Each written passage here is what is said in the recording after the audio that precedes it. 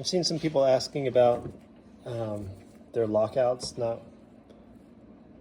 trying to bypass their lockout because they can't get the hydraulic switch to work on these reverbs. So this is the hydraulic switch, and I've had a lot of trouble getting this thing, just doesn't ever want to come back.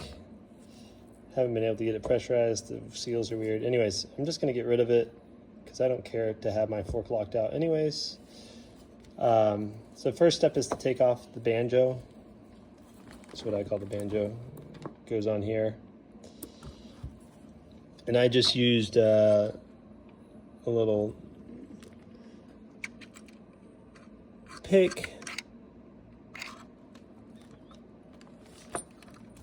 and you essentially work it around to kind of stick it in there and work it around to pry it off once this little ring here. So once you get the banjo off, then you have just the dampener, motion control dampener, and this is from a 2010 or 2012 Rockshox Reba. I think it's an XX fork. But to make it, the default setup is that it's locked out. And so if your switch isn't working, the fork is technically locked out, right? Which is a bummer. And we just want it to be open all the time. So the way this works is the hydraulic fluid, the pressure, the oil goes in here. When you push the switch, it forces pressure in there, and then you can see this little valve in here pushes that. Let's see if I can get a good angle on it. I can sort of just manually push it with my thing, and then you can see it opens up the valve at the bottom.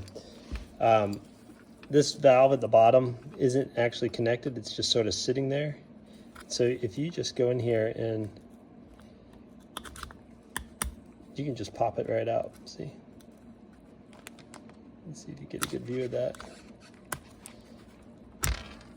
Pop that thing right out, and now it's not in there anymore, and you can just reinstall this in your fork, which is right here.